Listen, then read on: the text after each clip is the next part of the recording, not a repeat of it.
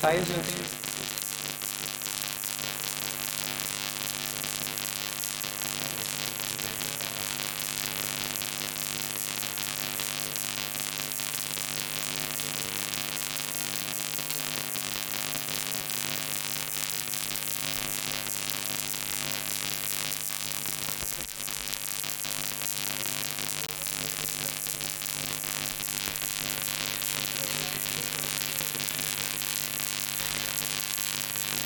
मुझे पता नहीं, मेरे ख्याल से लाइट नहीं होती तो।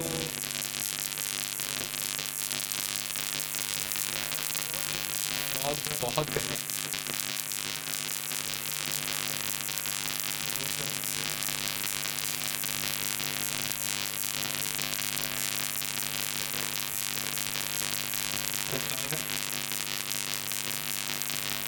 क्या लाइट नहीं है क्या?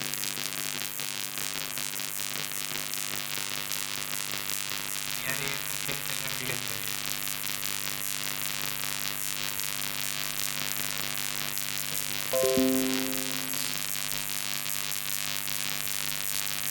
लाइट नहीं है।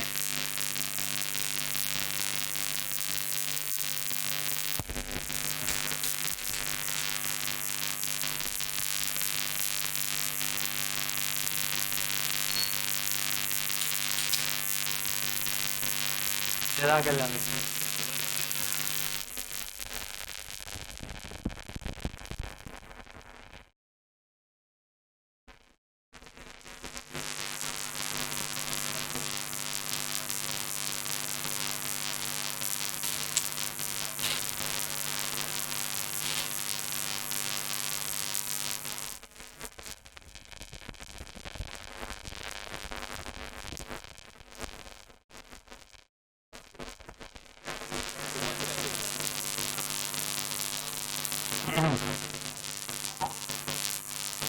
आज सबसे कम आए।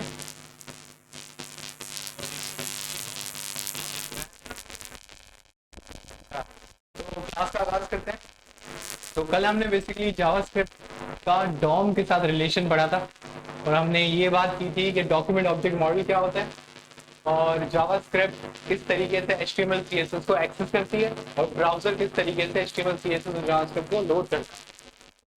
ठीक है, तो हमारी ये कुछ स्टार्टिंग की बातचीत थी। अब हमें ये देखना ये है कि ये फाइनली काम होता कैसे है। ठीक है, तो क्विकली पहले तो हमें ये करना होगा कि आपको पता है कि यहाँ पे HTML में कौन सी इंडेक्स बेस लगी है जो हमने पहले बनाई थी।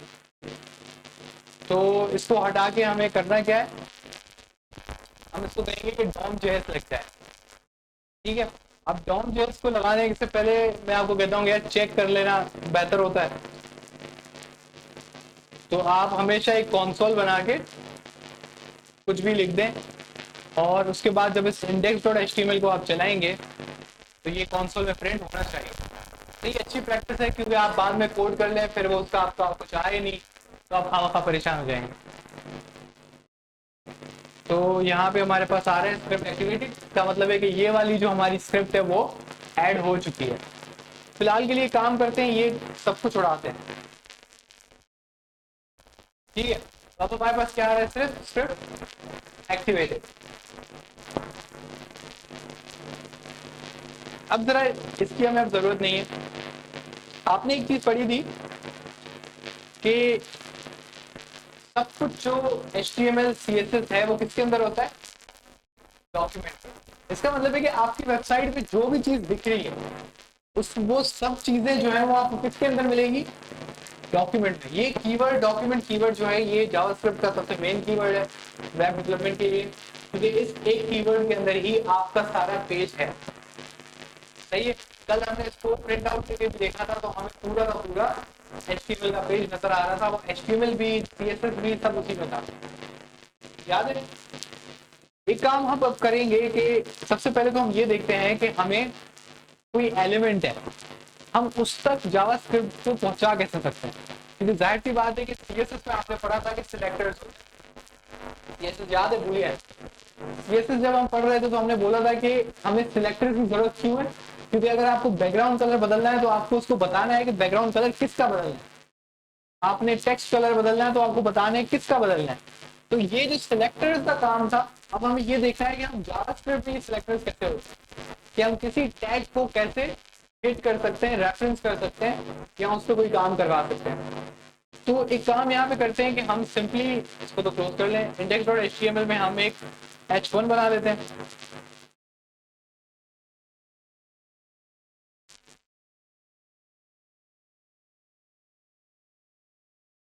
ठीक है, अभी हम पहले एक काम करते हैं, यहाँ पे डॉक्यूमेंट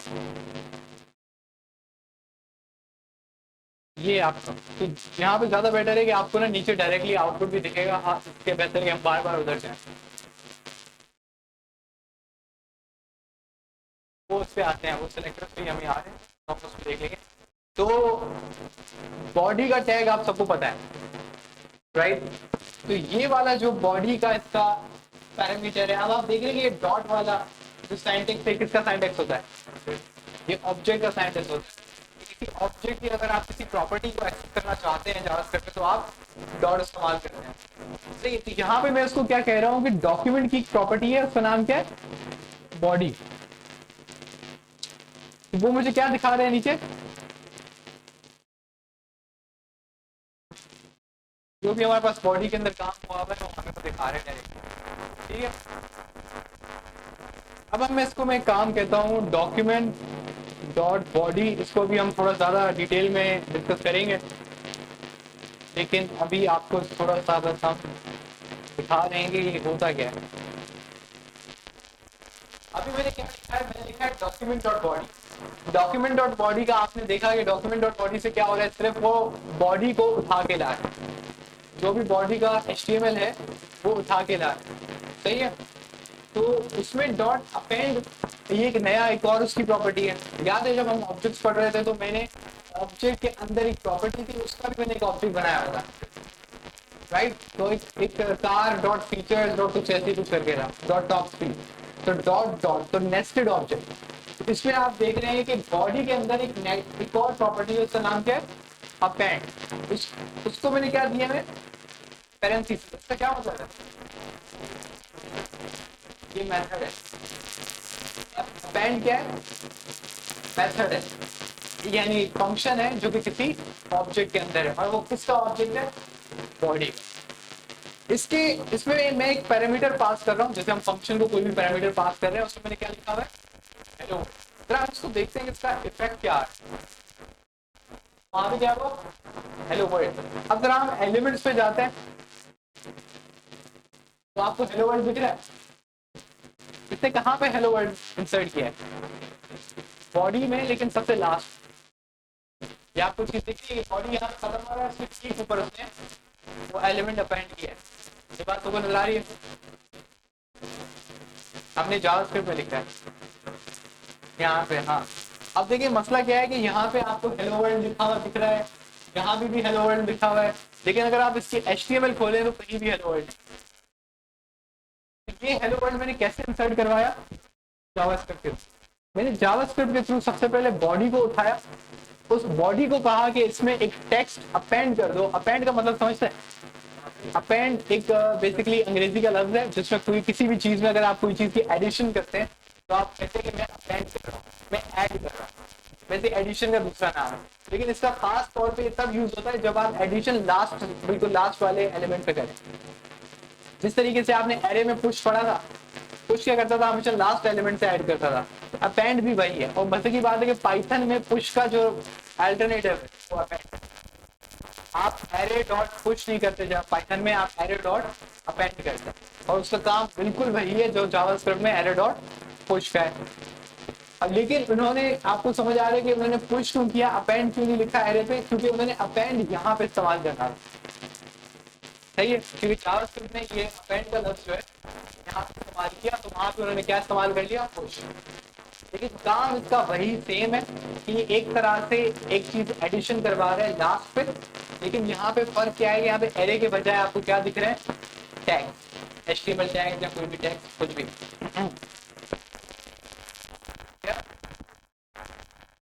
ये खाली है। देखिए कंसोल जो है ना, ये आपकी जावास्क्रिप्ट की फाइल ही है। लेकिन ये जावास्क्रिप्ट की फाइल क्या है, एक्टिव है।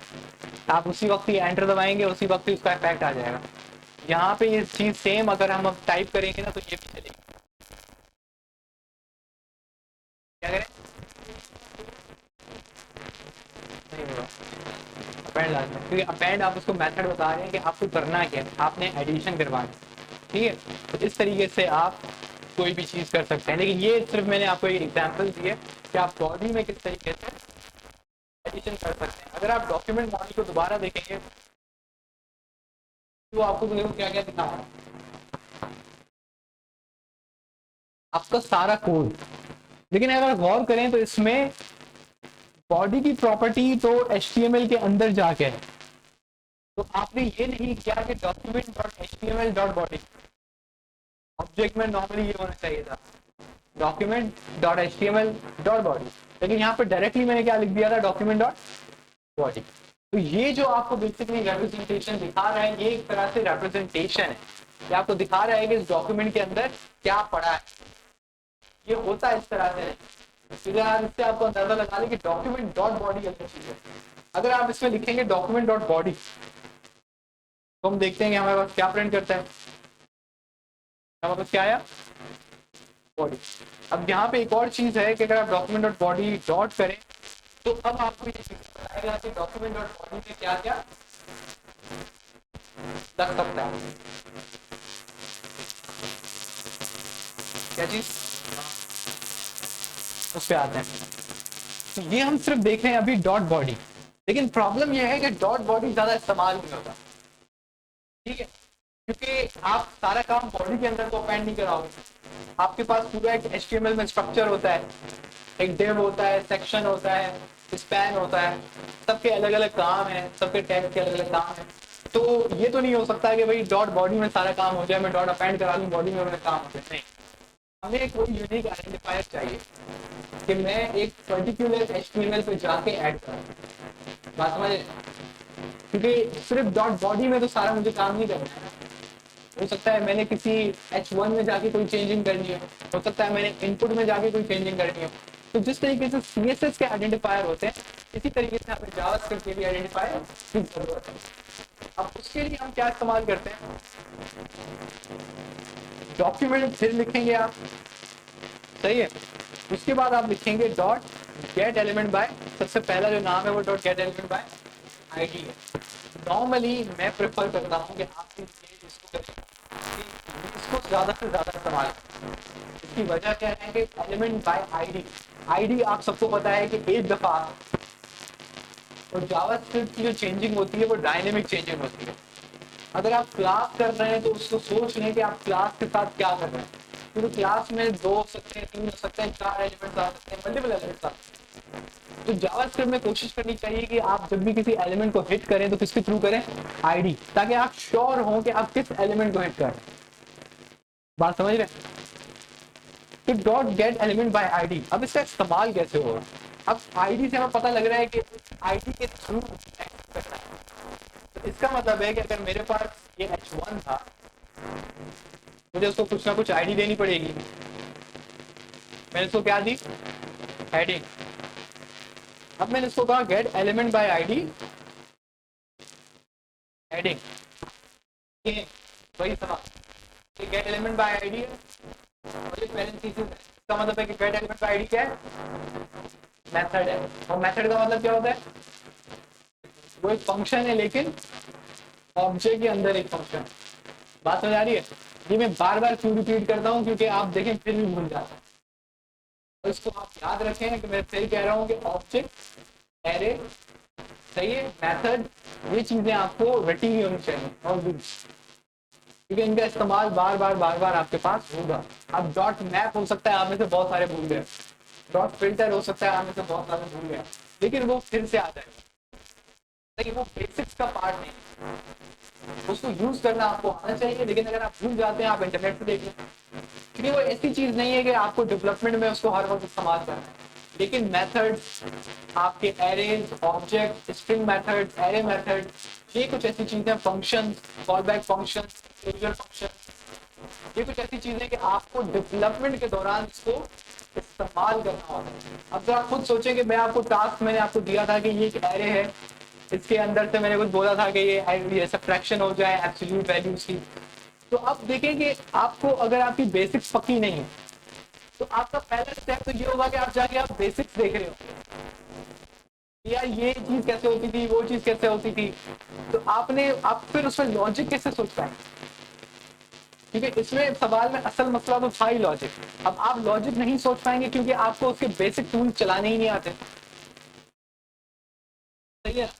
तो arrays, object, functions, call back functions, anonymous functions किसी को पता है? लेकिन वो नहीं भी हो सकता। उसके खास बात क्या होती है? एनोनिमस फंक्शन किसी को पता है? एनोनिमस फंक्शन इंटरव्यू का क्वेश्चन है और बहुत बेसिक क्वेश्चन है। आपको जावास्क्रिप्ट में ऐसे ऐसे वो क्वेश्चन देंगे ना, आपको लग पता जाएगा। फंक्शन बन जाएगा लेकिन नाम ना डालें। क्या जवाब सही है? ऐसा कोई फंक्शन जिसका नाम ना हो। अब ऐसा फंक्शन आपने कहाँ देखा था? आपने मैप और फिल्टर में जो कॉल बैक फंक्शन पास किया था वो एक एनोनिमस फंक्शन था। अगर आपको याद हो तो उस फंक्शन का कोई नाम नहीं था, आपने बस पैरेंथेसिस के अंदर ही फंक्शन बनाया और उसकी बॉडी बना दी। याद है सबको? याद है? भूल गया? तो वो एनोनिमस फंक्शन है कि उसका नाम नहीं। अब उसकी खास बात क्या है कि वो आप उसको बार बार इस्तेमाल नहीं कर सकते, क्योंकि उसका नाम नहीं है तो आप उसको कॉल कैसे करोगे? वो सिर्फ एक ही बार कॉल होगा जहां पे आप उसको पास करोगे। ठीक है, कुछ छोटी मोटी सी चीजें हैं लेकिन ये है इंटरव्यू के क्वेश्चन। और मैंने आपको ये वाली चीज बताई थी कि ये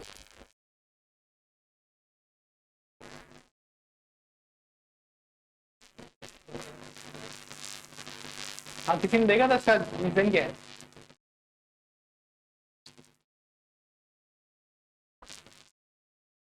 मैं कह रहा हूँ पैरेंथेसिस, ये कर्ली ब्रैकेट यानी कि मैंने एक एम्प्टी ऑब्जेक्ट दिया, मैं इसको इक्वल इक्वल कर रहा हूँ एम्प्टी ऑब्जेक्ट के नीचे को, तो मुझे क्या दे रहा है?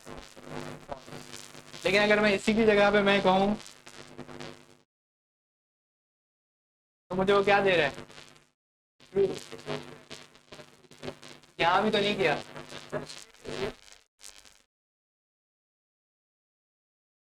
नहीं नहीं, वो समझ जाता है, उसको पता चल जाता है कि वो है टाइप ऑफ।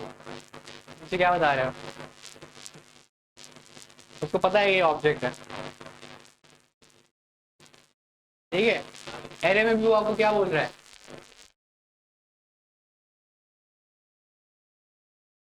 अच्छा, आपसे एक और सवाल है। डॉट फिल्टर आप सबने पढ़ा था। डॉट फिल्टर के पैरेंथेसिस में आपको आइटम मिलता है, मतलब वो एलिमेंट मिलता है। एलिमेंट में मैंने कहा था फिल्टर में रिटर्न क्या होता है?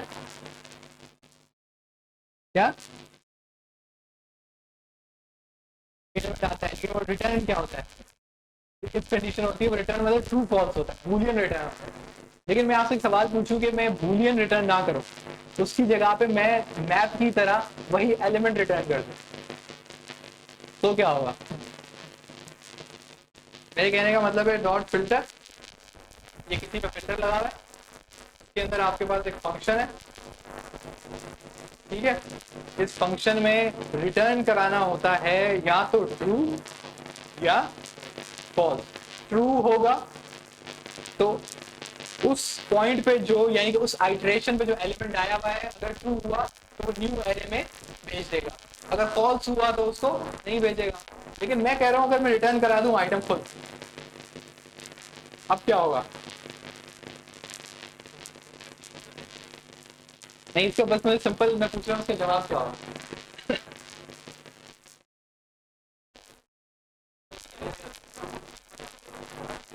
क्या? नहीं, इसका जवाब क्या होगा?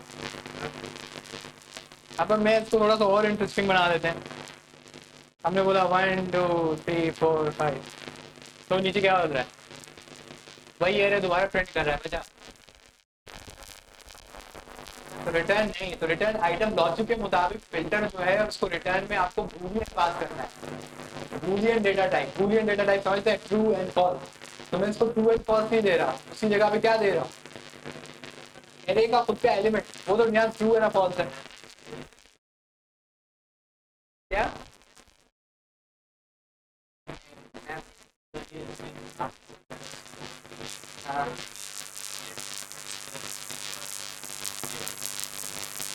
देखो हो ये रहा है, वो इसको बूलियन ही कंसिडर कर रहा है। बूलियन कैसे कंसिडर कर रहा है? अगर आप इसको इस्तेमाल करें यहाँ पे, क्या जीरो आया? नीचे आप एरे देखें, क्या जीरो आया? जीरो क्यों नहीं आया? जीरो इसलिए नहीं आया क्योंकि जीरो फॉल्स दी वैल्यू है। 1 2 3 4 5 ट्रू दी वैल्यू है, तो वो बेसिकली 1 2 3 4 5 नहीं पढ़ रहा, वो false true true true true पढ़ रहा है। थोड़ा सा सोचें, ऐसी एक्सरसाइजेस इंटरव्यू में आपसे यूं पूछेंगे, आपको 5 मिनट देंगे। देखिए ये एरे के एलिमेंट्स है ना, यही मैं इसको वापस पास कर रहा हूँ। तो फिल्टर का फंक्शन बूलियन एक्सेप्ट करता है। अब उसको बूलियन नहीं किया, लेकिन नंबर मिला, लेकिन उसको ट्रांसपाइल करेगा, वो उसको टाइप कास्ट करेगा।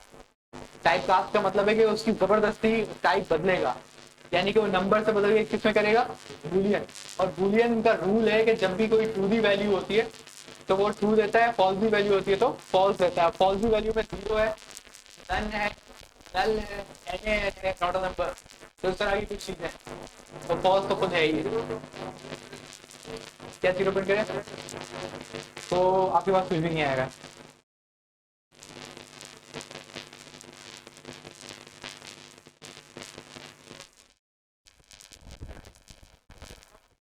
इसका एम्प्टी का मतलब फॉल्स होता है। सही है, तो थोड़ा सा ना ये लॉजिक्स आप प्रैक्टिस करेंगे तो आपको पता लगेगी ये कौन सी चीज पे कैसे बिहेव करता है। ये इंपॉर्टेंट है, आप इसको जरा सोचें, ठीक है। इसका नहीं, ये आप खुद देखें, ये थोड़ा इसके पीछे ना कंप्यूटर साइंस का थोड़ा सा छोटा सा टॉपिक है, वो आप, मैं चाहता हूँ कि वो आप इंटरनेट से पढ़ें, नहीं पता होगा। आप उसमें लिखें कि why object is not equal to an another object in Java, आपको कोई ना कोई देख गूगल में सर्च करो कौन सी जगह सर्च करें। अच्छा वापस आते हैं कि हमने h1 को क्या, h1 को हमने क्या आईडी दी हुई है? हेडिंग। तो मैं कहूँगा डॉक्यूमेंट, डॉक्यूमेंट मेन वेरिएबल है सारी HTML का। तो मैंने कहा डॉक्यूमेंट में जाओ, उसके अंदर एक एलिमेंट उठा के लाओ जिसकी आईडी क्या है? हेडिंग। तो नीचे आपको क्या मिल गया? हेडिंग। अब ये h1, अब आपको इतनी तो आपको पता है कि आपने पढ़ी है, अब ये h1 का टैग कहीं भी होता, भले कितनी भी कॉम्प्लिकेटेड HTML हो, कितना भी ये डीप डाउन किसी नेस्टेड हो, लेकिन ये आईडी क्योंकि उसकी ये है तो ये उसको वहां से उठा के लाया था, दोनों को उठा के लाएगा। लेकिन ये एरर है, इरोनियस है। आप कभी भी चीजों को ऐसी लेते हैं, मतलब की बात है कि आपको HTML नॉर्मली एरर नहीं करता, ठीक है। HTML आपको ब्रेक नहीं करता कि ये ना करो, क्योंकि वो प्रोग्रामिंग लैंग्वेज नहीं है, वो जस्ट एक स्क्रिप्टिंग लैंग्वेज है जिसके थ्रू आप बस एक स्ट्रक्चर बनाते हैं। आपको नॉर्मली एरर्स जो है वो प्रोग्रामिंग लैंग्वेज देती है, जैसे कि जावास्क्रिप्ट है, पाइथन है, वो आपको एरर थ्रू करती है जो आपने काम किया है वो गलत है। सही है, जावास्क्रिप्ट को भी उन्होंने बहुत हाइड किया, मतलब आप अब देख रहे हैं कि मैं, मुझे बाय लॉ मुझे यहाँ पे ये चीज लाजमी लगानी चाहिए।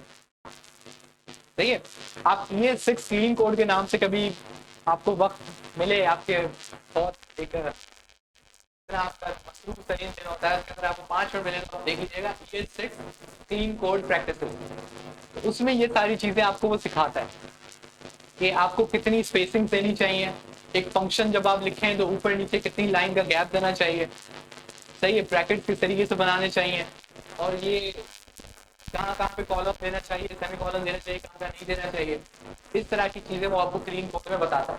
और क्लीन कोड प्रैक्टिस पाकिस्तान में फॉलो नहीं होती, कंपनी ज़्यादा उसको नहीं फोकस करती, लेकिन अगर आप कोई इंटरनेशनल प्रोजेक्ट करते हैं तो इस बात को खसूसन वो देखते हैं। लेकिन हम जुगाड़ी लोग हैं, तो हम लोग क्या करते हैं कि हम ES6 की एक्सटेंशन लगा देते हैं VS कोड के अंदर, तो उसके अंदर ऑटोमेटिकली वो लगा हुआ होता है। सही, क्लीन कोड जब आप उसको सेव करते हैं ना, वो पूरा स्ट्रक्चर आप देखते हैं कि वो सीधा सीधा सीधा हो जाता है। सही, वो बेसिकली क्लीन कोड स्पेसिफिकेशन को फॉलो कर रहा है, ठीक है। ES6 या जावास्क्रिप्ट की कोई भी एक्सटेंशन लगा दें, उसमें पढ़ लीजिएगा कि उसमें लिंटिंग और ये सब लिखा हुआ होगा, clean code practices, linting, formatting, prettifier, तो लिखा हुआ होता है कि उस पैकेज में क्या क्या है। हर लैंग्वेज का आपको एक पैकेज मिलता है, पाइथन का भी एक पैकेज है, जावा का पैकेज है, सॉलिडिटी का पैकेज है। तो सब में सॉलिडिटी आपके काम की नहीं है।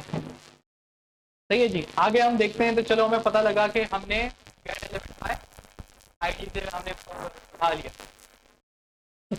अब हम देखते हैं कि इसमें हम क्या कर सकते हैं। हमने अभी भी थोड़ी देर पहले क्या पढ़ा था, अपेंड। अब देखते हैं कि अपेंड इस पे चलता है।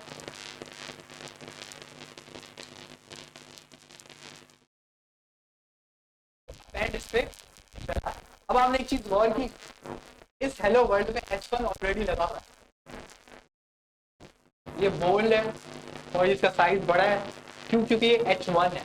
अगर आप एलिमेंट्स में जाएंगे तो इसको मैं ओपन करता हूँ, तो ये देखें H1 में क्या लिखा हुआ है, हेलो वर्ल्ड। हालांकि आप पीछे आके देखें तो ये H1 बिल्कुल खाली। बात समझ आ रही है? अच्छा, मैं इसको दोबारा करूँ तो क्या होगा?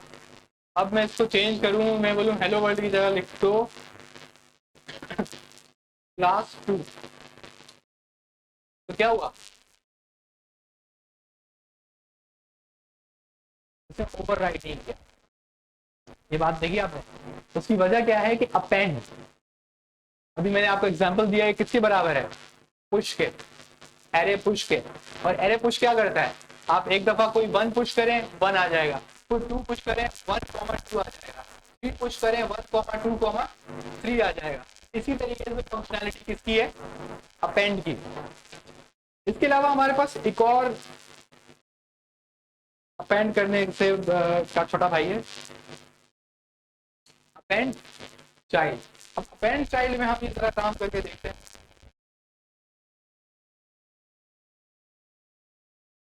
तो आपको क्या दे रहा है? एरर। ये वजह क्या है? अपेंड चाइल्ड आपको हो सकता है कि देखने को मिले, मैं आपको तभी ये बात बता रहा हूँ। लेकिन अपेंड चाइल्ड और अपेंड का फर्क क्या है? और दोनों बिल्कुल नाम एक जैसे हैं और काम भी एक जैसा ही होगा। लेकिन इसमें ऐसा क्या फर्क है कि ये इसने एरर दिया, वहां पे एरर नहीं दिया। यहाँ पे अगर आप एरर को पढ़ें तो कह रहा है fail to execute append child. वो मुझे भी दिख रहा है कि मैं अपेंड चाइल्ड चलाने की कोशिश की, वो नहीं चला। On node parameter 1 is not type of. वो आपको एरर में बता रहे हैं कि जो आप चीज पास कर रहे हो उसकी टाइप क्या नहीं है, नोड। इसका मतलब है वो सिर्फ क्या एक्सेप्ट करता है? नोड। नोड बेसिकली जावास्क्रिप्ट में HTML टैग को कहते हैं। बात समझ आ रही है? क्यों? क्योंकि हम लोग जावास्क्रिप्ट में HTML को किस में कन्वर्ट करते हैं? JS subject. Node, node basically कहते हैं कि एक सेंटर पॉइंट जिससे बहुत ज्यादा कनेक्शन निकलते हैं। अब इसके HTML टैग को ये जावास्क्रिप्ट क्यों नोड कहता है? क्योंकि HTML के अंदर आपको पता है कि हेड और बॉडी। अब बॉडी की नोड है, इस बॉडी की नोड के अंदर H1 भी है, H2 भी है, div भी है, सेक्शन भी है, स्पैन भी है। तो नोड एक सेंटर पॉइंट होता है, उसमें से और छोटे छोटे पॉइंट निकलते हैं।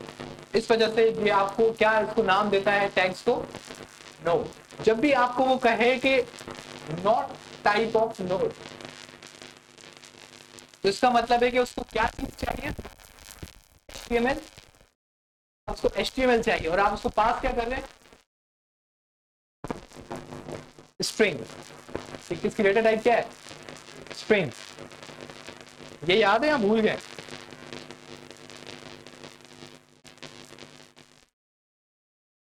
देखिए आपने कोटेशन मार्क्स लगाया, इसमें ठग करके नीचे क्या लिख दिया? फिर उसको पता है कि आपने कोटेशन मार्क्स लगाया तो वो क्या चीज हो गई? इसी तरह से हर चीज की एक कोई ना कोई डेटा टाइप होती है। अभी जब आपकी क्लासेस बनना स्टार्ट होगी तो क्लासेस की अपनी डेटा टाइप होती है। मतलब जब भी आप एक नई क्लास बनाते हैं, उसकी इंस्टेंस बनाते हैं क्लास की, तो वो क्लास की जो इंस्टेंस होती है उसकी डेटा टाइप उसकी पेरेंट क्लास होती है। अभी जो मैंने कहा हो सकता है किसी को भी समझ ना आया हो, तो उसको आगे चल के इंशाल्लाह थोड़ा थोड़ा समझ जाएंगे। ठीक है, तो इसका बेसिकली रेफरेंस डेटा टाइप से ताल्लुक है। डेटा टाइप तो यार इसका मतलब है कि जो डायरेक्ट डेटा टाइप नहीं है, यानी कि जो नेटिव डेटा टाइप नहीं है, जो नंबर, आपका बूलियन, आपका स्ट्रिंग, फ्लोट, ये क्या है? ये आपके नेटिव डेटा टाइप्स हैं। नेटिव डेटा टाइप्स की खास बात क्या होती है कि वो डायरेक्टली मेमोरी में जाके सेव होता है। ठीक है। और जो एरे है वो है रेफरेंस डेटा टाइप, सही है, उसका मेमोरी में एक रेफरेंस सेव होता है। तो इसको जो मैंने आपको वो वाली बात बताई है ना, curly bracket is equal to curly bracket, आप उसको पढ़िएगा, इसका ताल्लुक इसी बात है। वो आपको समझाएगा कि ये क्या चीज है, क्यों मेमोरी के अंदर ये रेफरेंस अलग है या नहीं है, ये कैसे सेव होता है, और ये क्यों इक्वल टू नहीं चल रहा, इसका जवाब भी इसी में है। ठीक है, इसको थोड़ा सा बस सर्च कर लीजिएगा तो आपको इसका जवाब मिल जाएगा। खासतौर पर जो कंप्यूटर साइंस से थोड़ा बहुत ताल्लुक रखने वाले बच्चे हैं उनको तो देख लें, सही, आप लोग को ये चीज आगे आएगी, बहुत ज्यादा आएगी। तो हमने अपेंड पढ़ा, इसको मैं एक और दफा, सॉरी अपेंड चाइल्ड। अब वो हमें कह रहा है कि ये HTML नहीं है, सही है, तो हम एक काम करते हैं, हम ऊपर आते हैं, अपेंड चाइल्ड। आपको मतलब समझ आ रहा है हम कर क्या रहे हैं? हमने अपेंड किया, अपेंड ठक से चला। अब एक इसका मेथड है, उसका नाम क्या है? Append child. अब अभी से मैं बता देता हूं कि आप अपेंड इस्तेमाल कर सकते हैं, आप अपेंड चाइल्ड इस्तेमाल ना करें, आपकी मर्जी है, लेकिन अगेन आपको इसका पता होना चाहिए, क्योंकि हो सकता है कि कभी जिंदगी में आप इंशाल्लाह काम करें और किसी और प्रोग्रामर ने अपेंड चाइल्ड इस्तेमाल किया हुआ, तो आपको पता होगा अपेंड चाइल्ड क्या करता है, क्योंकि यूज होता है। लेकिन मैं प्रेफर करूंगा कि आप क्या इस्तेमाल करें हमेशा, अपेंड, वो ज्यादा इजी है, दोनों का काम हालांकि सेम है। तो उससे कहा कि यार ये डेटा टाइप HTML नहीं है, तो जरा इसको हम HTML देके दे देते हैं। मैंने बोला डेव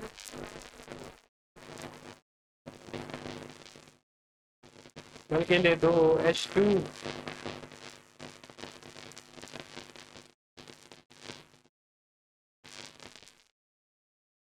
पता लग रहा है कोई मसला है, वो रेड हो गया है। अब मैंने एंटर मारा तो आपको बोलेगा अनएक्सपेक्टेड टोकन, यानी कि वो कह रहा है मैं इसको पहचानता ही नहीं हूँ। जावास्क्रिप्ट कह रहा है मैं तो उसको पहचानता ही नहीं हूँ।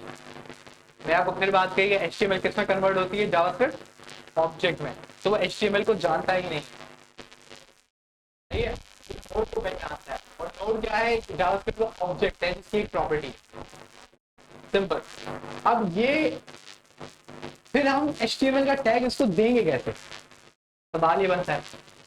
तो जावास्क्रिप्ट के अंदर आप HTML का टैग बना सकते हैं, आपके पास इसका तरीकेकार है।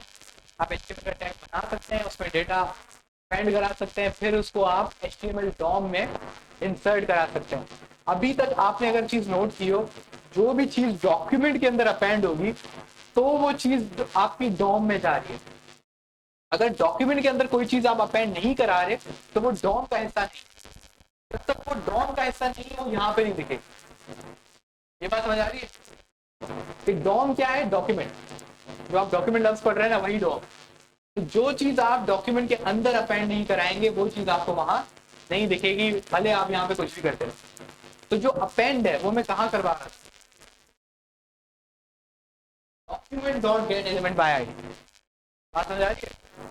डॉक्यूमेंट डॉट गेट, यानी कि ये जो अपेंड हो रहा है ये डायरेक्टली डॉक्यूमेंट के अंदर अपेंड हो रहा है, इस वजह से वो वहां पे आपको चेंजेस फट से दिख रहे हैं, क्योंकि आप डॉम में डायरेक्टली चेंजेस कर रहे हैं। यही डॉम मैनिपुलेशन, ये इसका पहला स्टेप है कि किस तरीके से आप डॉम के एलिमेंट्स को टारगेट कर सकते हैं। उसका सबसे पहला कौन सा बड़ा एलिमेंट बाय आईडी। इसके बाद हम एक चीज देखते हैं कि ये वाला जो बॉम्बा है कि हमारा ये इसको अपेंड चाइल्ड को क्या चीज चाहिए? HTML का टैग। अब ये HTML का टैग कैसे बनाएंगे? हम फिर जाते हैं डॉक्यूमेंट के पास, इसका एक मेथड है, इसका नाम क्या है? Create element.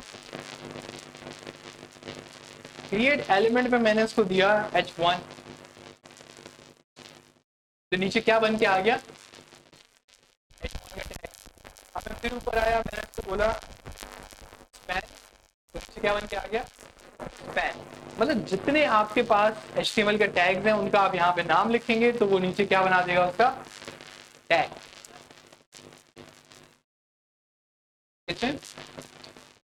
नेस्टेड आप खुद आके यहाँ बनाएंगे भी, वही तो सबसे मजे की चीज है। अपेंड चाइल्ड पे आते हैं, वही उसी के लिए मेहनत हो रही है। तो आपको ये बात समझ में आई कि क्रिएट एलिमेंट से एलिमेंट बनता है। अब जरूरी नहीं कि इसको आप सिर्फ अपेंड चाइल्ड के लिए इस्तेमाल करें, ये सिर्फ बताने का मकसद ये था कि आप HTML टैग इस मेथड से बना सकते हैं। ये मेथड ही है ना, कुछ और तो नहीं है। अभी इस पे आते हैं। अब आपने ये समझ लें कि आपने बना लिया यहाँ पे H2,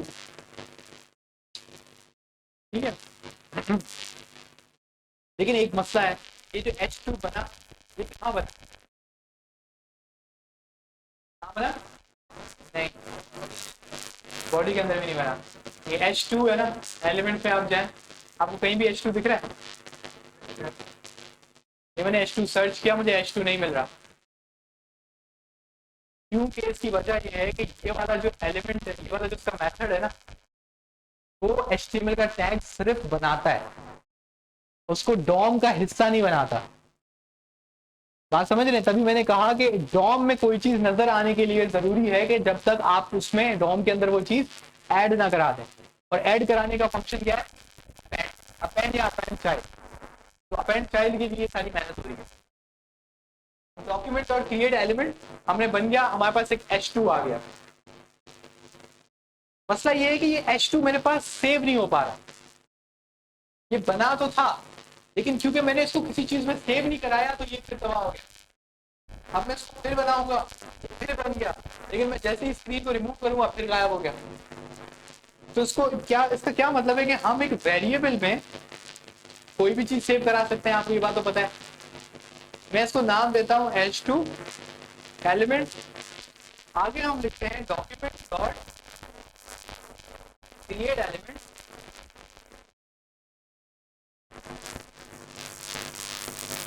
H2। अब मैंने एक वेरिएबल बनाया, उसके अंदर क्या सेव किया? डॉक्यूमेंट और क्रिएट एलिमेंट H2।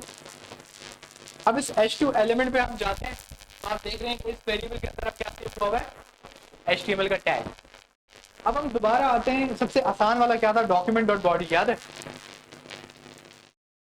इसके अंदर मैं कराता हूं अपेंड चाइल्ड। अपेंड चाइल्ड के अंदर हम करते हैं H2 एलिमेंट। अब हमने एंटर मारा तो एरर आया कि अपेंड चाइल्ड को जो चीज चाहिए थी उसको वो चीज मिल गई। इसका मतलब है कि जो ये आपका अपेंड चाइल्ड है वो सिर्फ और सिर्फ क्या चीज एक्सेप्ट करता है? HTML का टैग, या जावास्क्रिप्ट की जबान में कहें कि नोड। ठीक है, जावास्क्रिप्ट HTML टैग को ही क्या कहता है? नोड। ये नोड बनाने के लिए इतनी मेहनत, अभी तो शुरुआत है भाई। डायरेक्ट टैग नहीं दे सकते ना, वो डायरेक्ट टैग वाला सिस्टम बताएंगे, लेकिन वो बिल्कुल आखिर में बताएंगे। वो एक तरीका है, एक जुगाड़ है, लेकिन वो आखिर में बताएंगे। ऐसे शुरू में बता देंगे ना, मजा नहीं आएगा। आपने पहले देखिए, आप कहानी समझ रहे हैं, अब आपको सवाल क्या समझ आया। किसी ने पूछा था यहाँ पर कि वो नेस्टेड डिव, किसी ने पूछा था। अब नेस्टेड डिव में क्या होगा कि पहले आप पहला डिव बनाएंगे, पेरेंट डिव। पेरेंट डिव को आप सेव करवाएंगे। पेरेंट डिव, बल्कि ये भी नहीं, ज्यादा अच्छा है कि आप पेरेंट डिव एक वेरिएबल में बनाए, उस पेरेंट डिव के अंदर अपेंड करा दें एक दूसरा डिव, तो नेस्टेड हो गया। मतलब एक पेरेंट डिव है, उसके अंदर आपने क्या अपेंड करा दिया? एक दूसरा डिव। अब वो जो पेरेंट डिव है, अब आप उसको अपेंड करा दें किसमें? Main document. अब उसमें वही वाला अपेंड वाला यूज कर लें। अब पेरेंट डिव के अंदर आप अपेंड करेंगे ना, तो किसमें जाएगा वो? पेरेंट वाले डिव। अब आपको चाइल्ड डिव में जाना है, तो अपेंड उसको आपको ये करना पड़ेगा, जब आपने वो चाइल्ड बनाया था ना डिव, तब आप उसमें पहले उसका जो कंटेंट है वो अपेंड कराएं, फिर वो सारी चीज को अपेंड करा दें पेरेंट में, फिर पेरेंट को अपेंड करा दें डॉक्यूमेंट बॉडी में। वेरिएबल शुरू में आपको हाँ देना पड़ेगा हर डिव के लिए। हाँ, हर डिव के लिए ये हमने किया था। हमने क्या पूरा फॉर्म बनाया था, टेबल बनाया था। हमने पूरा टेबल बनाया था इस तरीके से। तो इनसे पूछेंगे हमने कितने वेरिएबल्स बनाए थे। ये हर रॉ के लिए हमारे पास एक नया वेरिएबल बन रहा था। सबको फाइनली अपेंड करा दिया था डॉक्यूमेंट। एक हाँ, ये भी तरीका है।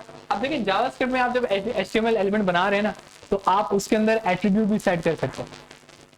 आप इवन मतलब जब आपने डिव बनाया ना, आपने उस बनाते वक्त आपने उसका एट्रीब्यूट सेट कर दिया, आईडी समथिंग, ये भी पॉसिबल है, लेकिन उसको स्लो लेके चलते हैं अभी हल्का हल्का। अब इसमें एक सवाल आ सकता है कि अपेंड चाइल्ड में मैंने इसको क्या पास किया? H2 element. लेकिन क्या ये काम अपेंड के थ्रू हो सकता था? इसको हम रिलोड करते हैं, मैंने रिलोड किया तो वो गुम हो गया। ठीक है, अब मैंने इसको अपेंड करवाया तो वो गायब हो गया। वो चीज़ आपने देखी। उसकी वजह क्या थी कि जब आप पेज को रिलोड कराते हैं तो पूरी जो आपकी जावास्क्रिप्ट है वो रिस्टार्ट हो जाती है। सही है। अब जो मैंने जो भी काम किया है वो किसी स्क्रिप्ट में नहीं किया, वो मैंने कॉन्सोल में किया था। तो कॉन्सोल कहीं सेव नहीं होता, तो जब भी आप पेज रिलोड करते हैं वो सारा रिलीज हो जाता है, मेमोरी से खत्म हो जाता है। अगर ये काम आप यहाँ पे करते तो वो सेव रहता, और जब आप दोबारा पेज को रिलोड करते हैं दोबारा जावास्क्रिप्ट चलती है, दोबारा सब कुछ इंसर्ट हो जाता है।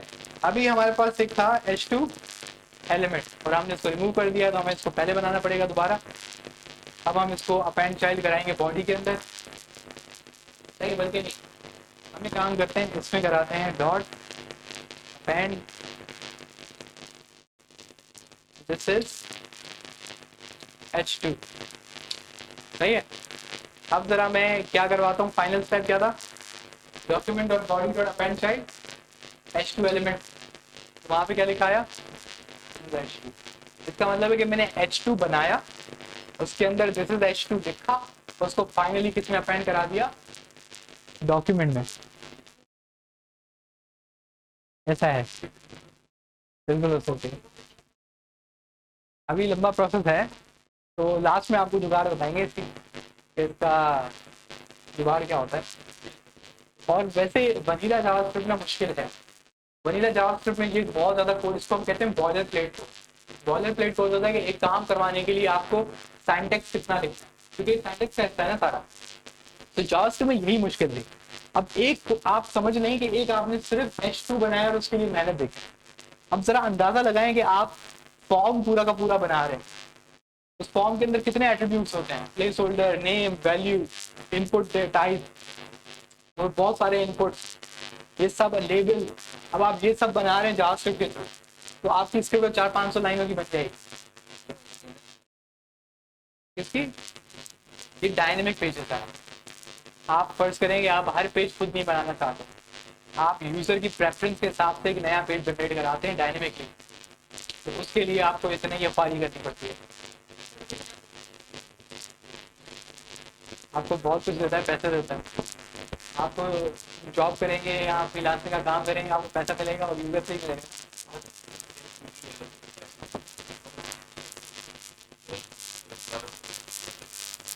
सिर्फ देखें, आपने सुने दो तरह की आपने वेबसाइट सुनी है, एक स्टैटिक वेबसाइट होती है, एक डायनेमिक वेबसाइट होती है। स्टैटिक को स्टैटिक बोलते हैं इसीलिए है कि आपने सिंपल HTML लिखी, CSS लिखी, अलग कर काम खत्म। तो हाँ, एक तरह से आप फेसबुक पोस्ट बना रहे हैं या वर्डप्रेस पोस्ट बना रहे हैं, सिंपल आपने वो काम कर दिया, वो आपकी स्टैटिक वेबसाइट। सही है, उसमें कोई इस तरह की कोई हरकतें नहीं है, कुछ भी नहीं है। लेकिन डायनेमिक वेबसाइट को डायनेमिक ही क्यों बोलते हैं, चेंजिंग। सही है, उसका कंटेंट ऑटोमेटिकली चेंज होता है, लॉजिक्स चेंज होती हैं यूजर्स के हवाले से। ठीक है, अब आप जाहिर सी बात है कि अब फेसबुक है, फेसबुक की पोस्ट जो है मुझे जो डिस्प्ले होती हैं पोस्ट, आप वो मेरे हिसाब से जो मैंने पेजेस सेलेक्ट किए हैं, लाइक किए हैं, वो मेरे हिसाब से। अब एक बंदा बैठ के क्या मेरे लिए पूरा का पूरा पेज बनाता रहेगा, HTML लिखता रहेगा कि भाई इसको ये वाली पोस्ट आज दिखानी है, इसको ये वाली आज पोस्ट दिखानी है? नहीं, मैं ऊपर उसको रिफ्रेश का बटन दबाता हूँ, वो सारी पोस्टें बन के आ जाती हैं। मेटा बहुत अलग चीज़ है, मेटा तो उस कंपनी का नाम है। मेटा दो चीज़ है, एक मेटा वर्ड्स है, एक मेटा है। मेटा फेसबुक का दूसरा नाम है। वो मेटावर्स जो है वो बेसिकली ब्लॉकचेन टेक्नोलॉजी है, जो कि वो एक वर्चुअल रियलिटी बना रहे हैं, तो वो एक बहुत डिफरेंट चीज़ है। तो फेसबुक जो है वो बेसिकली एक हाई लेवल की डायनेमिक वेबसाइट सवाल करता है कि हर दुनिया के हर बंदा जो उसका वहाँ पे अकाउंट है उसके लिए बेटा, तो अलग अलग उसकी आपकी पोस्टें बना लेता है। अब ये सारे डायनेमिक सिस्टम किसके थ्रू हो रहा है, जावास्क्रिप्ट। लेकिन ये यहाँ पे इतना ज़्यादा जो कोड है इसको बाईपास करने के लिए पहले jQuery लिखी गई थी। jQuery एक सिंपल सा छोटी सी लाइब्रेरी थी, जो लाइब्रेरी वो क्या करती थी, इस सारे कोड को सिंप्लीफाई करती थी। अब आप खुद सोचेंगे ये जो document dot gate element by ID का इतना बड़ा चक्कर है ना, jQuery में कुछ ऐसे होता था, कुछ इस तरीके से बस आप उसमें लिख देते थे हेडिंग। सही है, तो आपका document dot gate element by ID का सारा काम हो गया है। तो उन्होंने क्या किया कि इसको थोड़ा शॉर्ट हैंड करने की कोशिश की और वो काफ़ी पॉपुलर हुई और काफ़ी टाइम तक jQuery इस्तेमाल हुई। अभी भी कभी कभार मैं देख लेता हूँ किसी किसी वेबसाइट में jQuery इस्तेमाल हुई भी होती है, लेकिन इतनी ज़्यादा नहीं होती। तो ये कम कम होती है, लेकिन होती है। उसके बाद जब आपके ये रिएक्ट और एंगुलर आ गए तो उन्होंने बिल्कुल ही सिस्टम बदल के रख दिया। अब यही वाला जो आपका सारा काम है ना, ये वाला पूरा काम आपका बहुत इजीली और बहुत आसानी से हो जाता है। आप जावास्क्रिप्ट में यही काम करते हैं, लेकिन आप अपेंड, चाइल्ड, क्रिएट एलिमेंट ये सब नहीं करते। लेकिन क्योंकि आप जावास्क्रिप्ट का कोर्स पढ़ रहे हैं फिलहाल, तो आपको ये चीज़ें बताना लाजमी है कि आपके पास फ्रंट एंड का कोई काम आता है जिसने वनीला जावास्क्रिप्ट इस्तेमाल किया, ठीक है, उससे रिएक्ट ऐप नहीं चाहिए ना, उसने रिएक्ट का काम करा है, तो आप उसको ज़बरदस्ती तो नहीं करेंगे ना कि नहीं नहीं अपनी वेबसाइट कन्वर्ट करो रिएक्ट में क्योंकि मुझे रिएक्ट आती है, ये जावास्क्रिप्ट का मुझे काम नहीं पता। तो आप उसको बोलेंगे टेंशन नहीं लो। हाँ हाँ, ये बिल्कुल होता है। मैंने खुद इस्तेमाल किया है।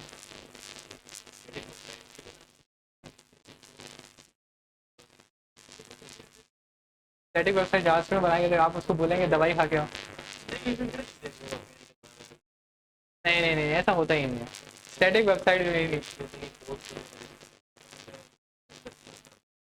वो तो एक अलग चीज़ है कि HTML तो आप कैसे भी बनाएंगे वो तो दिख ही जाएगी ना। अब यहाँ पे मैं डॉक्यूमेंट डॉट H2 को मैंने ऐड किया, ये मैंने H2 को मैंने जावास्क्रिप्ट के थ्रू ऐड किया।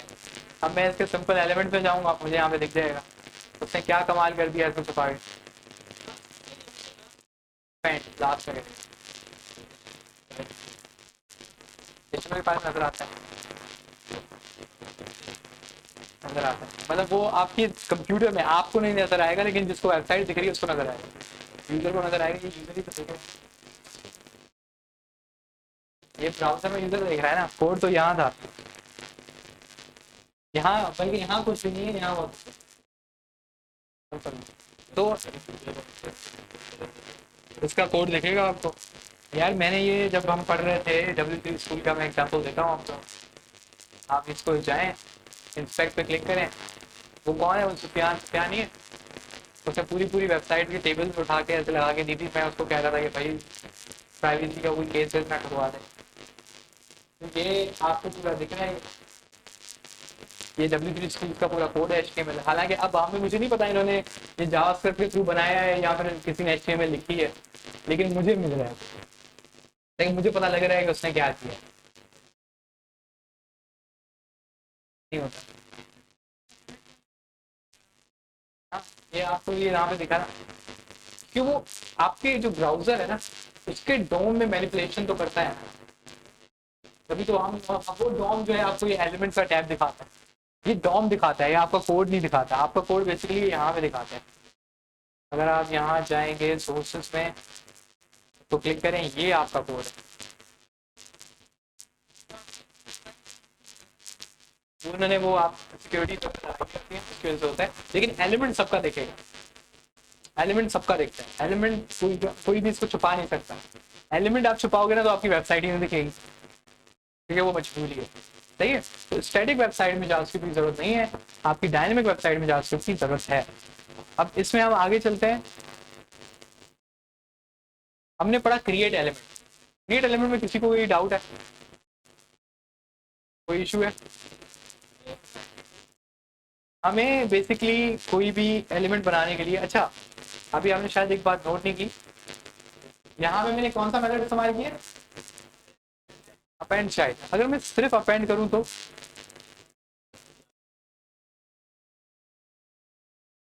मुझे स्ट्रिंग चाहिए, ठीक है, अपेंड में हमने स्ट्रिंग दी थी, बात सही है ये? हाँ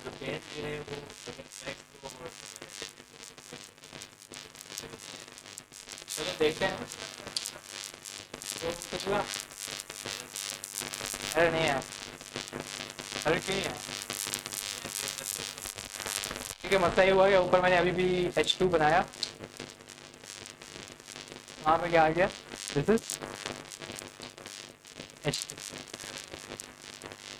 तो बेसिकली जो अपेंड है, अपेंड आपका नोड यानी कि HTML टैग भी एक्सेप्ट करता है और आपका स्ट्रिंग भी एक्सेप्ट करता है, दोनों चीज़ें चलाता है। अपेंड चाइल्ड सिर्फ कहता है कि क्या भेजो, नोड्स भेजो, यानी कि HTML टैग भेजो। तो आप कौन सा इस्तेमाल करेंगे, अपेंड, क्योंकि आपको ये याद रखने की जरूरत ना हो कि भाई मुझे मैं स्ट्रिंग पास कर रहा हूँ तो ये बंद मारेगा। सही है, आप टेंशन फ्री हो गए, या तो स्ट्रिंग पास करो या एचटीएमएल टैग पास करो, वो दोनों चीजें एक्सेप्ट कर लो।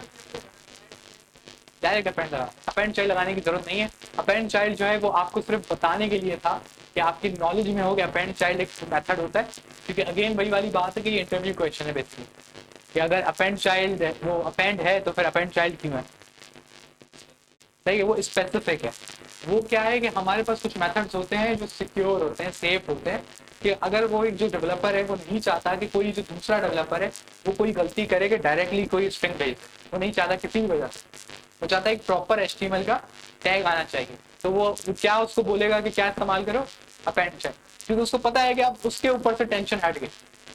अब अपेंड चाइल्ड होगा तो अपेंड चाइल्ड खुद ही चेक करता रहेगा कि ये नोड दे रहा है कि नहीं, अगर नोड नहीं देगा तो वो एरर थ्रो कर देता है। बात समझ आ रही है, बहुत ईजी है। इसके अलावा अब हमारे पास, इसको दोबारा से रिलोड करते हैं, हम दोबारा से ये काम करते हैं कि हमने H2 एलिमेंट बनाया, इस दफा बल्कि H2 ही बनाते हैं, इस दफा हम बनाते हैं div, ठीक है, बल्कि वेरिएबल का नाम H2 एलिमेंट ही है। हालांकि अब आप सबको ये बात तो पता होगी कि वेरिएबल का नाम रखना मेरी मर्जी है, हालांकि इसका नाम H2 एलिमेंट है, लेकिन ये इसके अंदर सेव क्या है, div। क्या ये div मुझे एलिमेंट्स में सब दिखेगा?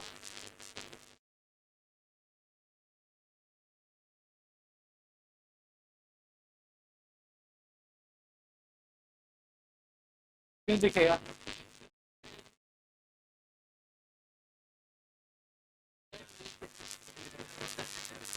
मैं पूछ रहा हूँ कि मैंने ये वाली कमांड चला दी, सही है, ये कमांड क्या कर रही है, document dot create element div, तो मुझे बताएंगे ये डॉम में दिखेगा। डॉम बेसिकली क्या था, डॉक्यूमेंट, यानी कि जो आपको वेबसाइट पे दिखता है, डॉम उसी का दूसरा नाम, सही है। लेकिन जावास्क्रिप्ट की जबान में इसको, इस पूरी चीज को हम क्या कहते हैं, डॉम। तो डॉम में ये चीज दिखेगी या नहीं?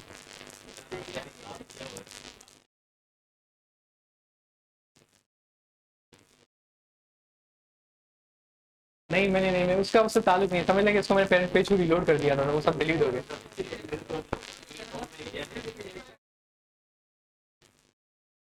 सबके साथ आप डील आ रहे हो, मैं देख रहा हूँ, रीजन तो बताओ ना। हाँ, नहीं वो मसला नहीं है मुझे, मतलब div का खुद का एलिमेंट दिखेगा खाली सा,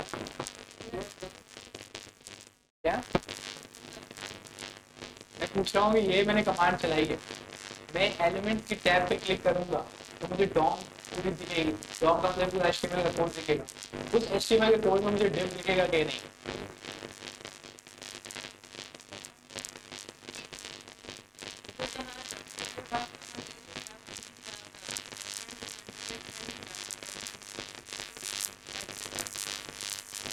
हाँ जी, आप बताओ, दिखेगा? दिखेगा, वजह?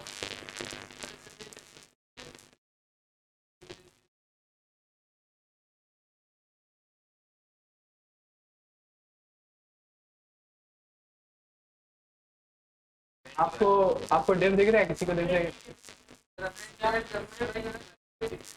मैंने, आप थोड़ी गौर से सुन लें, ये देखिए अभी जो मैं बातें बोल रहा हूँ ना, ये जो भी चीज़ें बोल रहा हूँ वो सारे नोट्स हैं, ठीक है, मैं वो बातें बता रहा हूँ जो कि आपको टेक्निकली पता होनी चाहिए। अगर ये टेक्निकली नहीं पता होगी तो आगे चल के आपको बहुत मसले मसाइल होंगे, आपको समझ में ही नहीं आएगा कोई चीज़ हो रही है तो क्यों हो रही है। अभी मैं जो भी लफ्ज़ बोलते जा रहा हूँ उसको सारे यही बातें बता रहा हूँ कि कुछ होगा तो क्यों होगा, कुछ नहीं होगा तो क्यों नहीं होगा।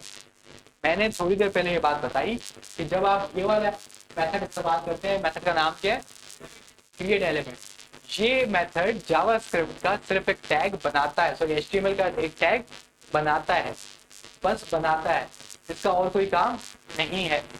अब आपने एचटीएमएल का टैग बना लिया है, लेकिन जो आपका डॉक्यूमेंट है यानी कि डॉम है, डॉम क्या चीज है, आपका एचटीएमएल का पूरा कोड जो आपको वेबसाइट पे दिख रहा है। तो मैंने कहा कि जब तक आप उस डॉम में कोई चीज इंसर्ट नहीं कराते वो तब तक वो चीज आपको वहां पे नहीं दिखती। अब वही वाली बात दोबारा वापस आ जाती है कि मैंने ये टैग बना तो दिया है लेकिन मैंने डॉम में ये चीज इंसर्ट नहीं कराई है, और इंसर्ट कराने का मेथड क्या था, अपेंड। आपको यहाँ पे भी दिखा कि अपेंड का मेथड कॉल ही नहीं हुआ है, तो वो जाहिर सी बात है डॉम का हिस्सा नहीं बनेगा। बात समझ आ रही है? तो अब हम क्या करेंगे, डॉक्यूमेंट डॉट बॉडी अपेंड, और अपेंड के अंदर मैं क्या दे दूंगा, H2 एलिमेंट। अब दिखेगा, अब हम एलिमेंट से जाते हैं,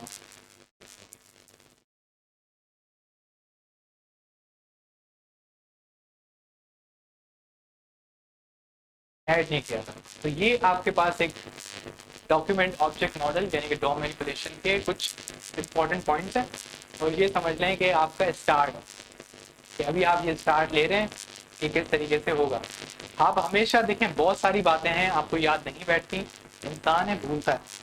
अभी भी आप, अब मुझे मुझे पक्का पक्का पता है कि आप घर जाएंगे, अगले हफ्ते आएंगे, तो इसमें से आपको, हाँ ये इसका मुझे पहले मैनेजमेंट से पूछना पड़ेगा, तो फिर आपको इन्फॉर्म कर दूंगा ग्रुप पे। तो देखा है कल या आपका नेक्स्ट वीक जब क्लास होगी तो मुझे पता है कि आपको 80% चीज़ याद नहीं होगी, ये एलिमेंट क्या था, ये था, लेकिन मैं चाहूँगा कि आप इसकी प्रैक्टिस करें और ये वाले काम, ताकि आपको थोड़ा बहुत याद रहे। लेकिन आपकी पहली कोशिश ये होनी चाहिए, आप यहाँ पे जाएं और आप लिखें डॉम मैनिपुलेशन।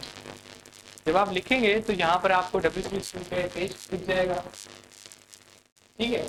अब ये देखें, आपको ये ट्री दिखा है, सही है। जिस तरीके से हम बता रहे थे कि डॉक्यूमेंट क्या है, वो पूरा ऑब्जेक्ट है, एक वेरिएबल है जिसके अंदर वो पूरा ट्री आपका सेव हुआ हुआ है। इसमें इतने सिंपल सा कि HTML बनाई है, इसमें आपको बता रहे हैं कि कौन सी चीज कैसे हुई है, सही है। तो यहाँ पे अगर आप, ये बेसिकली ये वही पॉइंट्स है जो भी मैं बोलता जा रहा हूँ। अगर आप इसको एक दफ़ा बस पढ़ लें तो वो भी सही है, या जो मैं चीज़ कह रहा हूँ वो याद रख लें तो भी सही है। तो यहाँ पे वो सारे पॉइंट्स आपको मिल जाएंगे। अगर आप नीचे जाएंगे डॉम मेथड्स है, तो आप डॉम मेथड्स में आ रहे हैं, तो इसमें आपको पहला मेथड कौन सा दिखा रहे हैं, document dot gate element by ID. Inner HTML पे अभी आते हैं ये क्या चीज़ है और क्यों है, कैसे है, किस तरह है, ठीक है।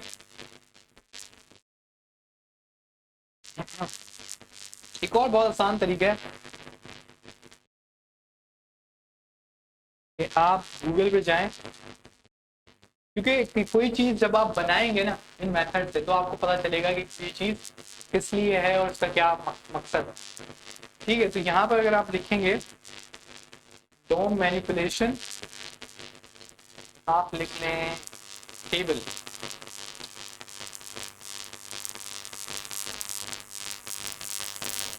तो आप यहाँ पे देख रहे हैं कि इसने क्या बनाया हुआ है, var x, इसने वेरिएबल में क्या सेव कराया हुआ है, क्रिएट एलिमेंट टेबल। यहाँ पे आपको सारी चीज़ें बता रहे हैं, और इस तरीके से आप सर्च कर सकते हैं कि इसके अंदर ये आपको मेथड बेसिकली बताया है कि टेबल के अंदर आपको कौन कौन से मेथड मिलते हैं। तो नेक्स्ट वीक के लिए आप ये करें कि इसको थोड़ा, एक जो आपने चीज़ें पढ़ी हैं अभी, अपेंड पढ़ा है, डॉक्यूमेंट और गेट एलिमेंट बाय आईडी पढ़ा है, इसके थ्रू और क्रिएट एलिमेंट पढ़ा है। ये तीन जो आपके मेथड्स हैं ना, इनके थ्रू आप कोई चीज़ शो कराने की कोशिश करें पेज पे। तो ये आइडियली आप एक टेबल बनाने की कोशिश करें, ठीक है। अब टेबल में क्या मसला है, जो आपको सबसे ज़्यादा मसला दिखेगा, अब आपने क्या किया, यहाँ पे आपने लिखा var my table document dot get element by id table, क्या चीज बना रहे,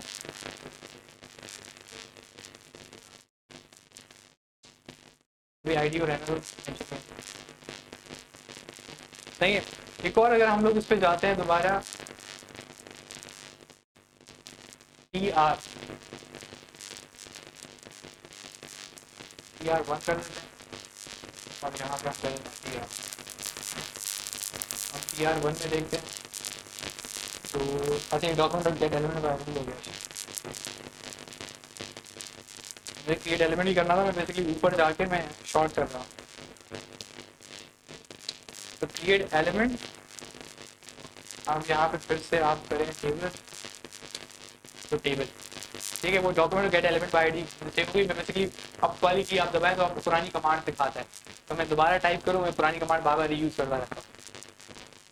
तो आप यहाँ पे var my table, तो मैं दोबारा एक वेरिएबल दे देता हूँ। अब ये मेरा जो my table का वेरिएबल है, इसके अंदर क्या सेव हुआ है, टेबल, इसको अपने दिमाग में रखिएगा। हमारा टेबल क्या है, इसके अंदर मेरा टेबल सेव हुआ होगा। वही वाली बात है कि एलिमेंट्स में नहीं मिलेगा क्योंकि अपेंड नहीं किया। अब हम आते हैं इसमें, हम फिर एक और नया बार बनाते हैं, tr1 document dot gate element by ID, sorry create element, और मैं इसको क्या बोलता हूँ, tr। अब हम tr1 मैंने सेलेक्ट किया तो नीचे क्या आ गया, tr आ गया। अब फिर कहते हैं td डॉक्यूमेंट डॉट गेट, ये मुझे ज़्यादा ही पसंद है, क्रिएट एलिमेंट, उसके बाद है td। सही है, तो मेरा क्या बन गया, td। ज़्यादा नहीं बनाता, तो इसमें मैं कह देता हूँ सीरियल नंबर। सही है। अब मैं टीडी को दोबारा रेफरेंस करता हूँ, तो मेरे पास क्या आ रहा है, टीडी का एक एलिमेंट आ रहा है जिसके बीच में क्या लिखा हुआ है, सीरियल नंबर। हमने रॉ क्या बनाई थी, tr1, उसके अंदर हम क्या अपेंड करा सकते हैं, टीडी। ठीक है, तो हमने tr1 को फिर रेफरेंस किया, तो tr1 के अंदर आप क्या सेव हो गया, टीडी, इसके अंदर क्या सेव हुआ है, सीरियल नंबर। तो इसके बाद अब हम क्या कर सकते हैं, मेरा जो मेन वेरिएबल था उसका नाम क्या था, माय टाइप टेबल, इसके अंदर मैंने अपेंड किया, और अपेंड करने के मैं इसमें क्या भेजूंगा, tr1। तो अब जो मेरी टेबल वाला था, आप देख रहे हैं कि मेरा सबसे पहले टेबल के अंदर tr के अंदर td। फिर वही सवाल, ये मुझे वहां पे दिखेगा वजह, अभी तक जो भी मैंने काम किया है वो वेरिएबल्स के अंदर किया है, डॉम में कोई चीज नहीं गई है अभी तक। सही है, तो डॉम में अपेंड कराने के लिए मुझे सिंपल क्या कराना है, document dot body. Document dot body में इसलिए इस्तेमाल कर रहा हूँ क्योंकि मैंने अभी तक कोई डिव वेब कोई ऐसी चीज बनाई नहीं। नॉर्मली हम क्या करते हैं जावास्क्रिप्ट में कि हम एक एम्प्टी डिव बना लेते हैं, और उस एम्प्टी डिव की फर्ज करो कि हम नाम आईडी रख लेते हैं कि टेबल डिव। सही है, फिर हम वो आईडी रेफर कर रहे होते हैं जब भी आप टेबल बना रहे हो ना ऑटोमेटिकली, तो उसको बोलते हैं document dot gate element by ID table div, उसके अंदर अपेंड करा।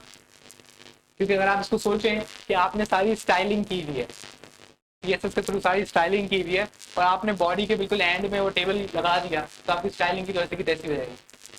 तो हम नॉर्मली क्या करते हैं कि डिव्स बना देते हैं खाली, उनको आईडी दे देते हैं कि किस चीज़ का डिव है, फिर उसमें हम लोग क्या करते हैं कि वो और उसके लिए स्टाइलिंग आप वो टेबल ऑलरेडी HTML में बनाते हैं, समझ रहे हैं, HTML में वो आप एक्चुअली वो टेबल बनाते हैं, देखते हैं कि कैसा दिख रहा है, बताना जाए।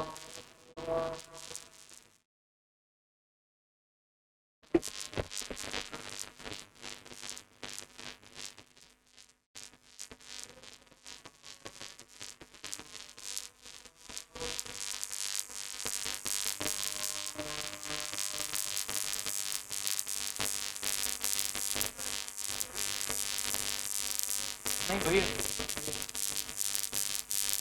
आज मैं दोनों वीडियोस अपलोड करते हुए जाऊंगा।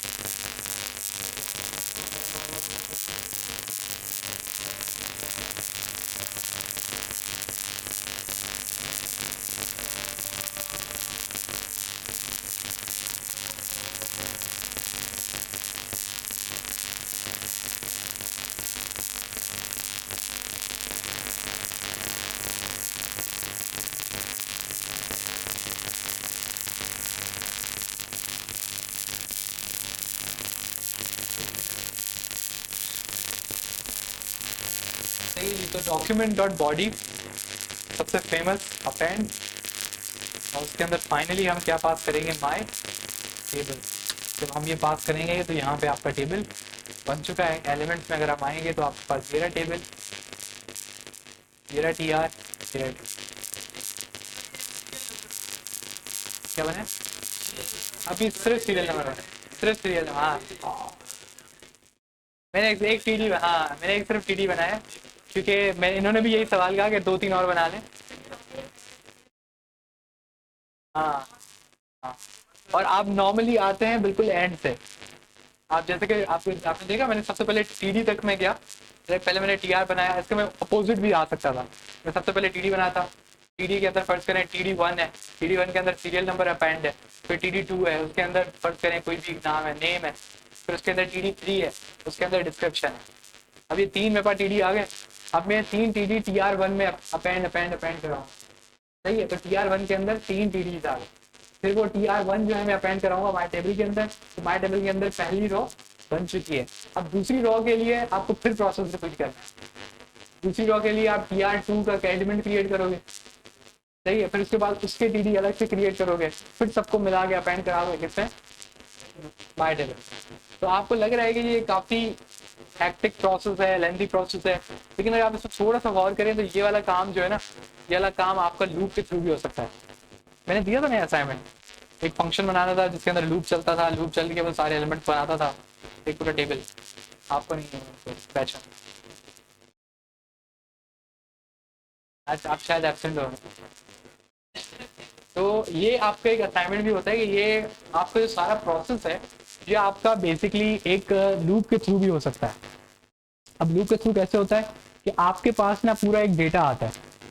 अब वो डेटा नॉर्मली, ये जो टेबल डेटा है, टेबल डेटा किस तरीके से आ सकता है, टेबल डेटा नॉर्मली आता है कुछ इस तरीके से कि आपका एक ये जेसन बेसिकली मैं फॉर्मेट बना रहा था, इसको आप टेंशन ना लें। सर करें एक एरे है, एरे में आपके पास पहला एक ऑब्जेक्ट है। अब ऑब्जेक्ट के अंदर क्या है, सीरियल नंबर, यहाँ पे क्या है 1, और यहाँ पे दूसरी इसकी फर्ज करें इसकी प्रॉपर्टी है, उसका नाम क्या है, नेम, और इसका है कुछ भी एबीसी। सही है, तो इस तरीके से आपके बहुत सारे डेटा हो सकता है। बात समझ रहे हैं, इस तरीके से आपके पास डेटा आ रहा है। अब आप ये कर सकते हैं कि आप इस पे एक लूप चला सकते हैं। सही है, अब जो चीज सिर्फ एक दफा बननी थी ना, आप उसको एक दफा बना लेंगे, यानी कि माई टेबल, यानी मेन टेबल का जो एलिमेंट है, जो टैग है, आप सबसे पहले उसको बना लेंगे, उसका एक वेरिएबल बना लेंगे, माई टेबल ऊपर होगा, लूप के बाहर। समझ रहे हैं, अब लूप के अंदर क्या चीज इंपॉर्टेंट है, एक तो आपका टेबल। सही है, अब ये नेस्टेड लूप बनेगा बेसिकली। मेन जो लूप होगा, पहला लूप होगा, वो रॉ बनाएगा, वो पहले रॉ का एलिमेंट बनाएगा, उस रॉ के एलिमेंट के बाद उसका नेस्टेड लूप चलेगा।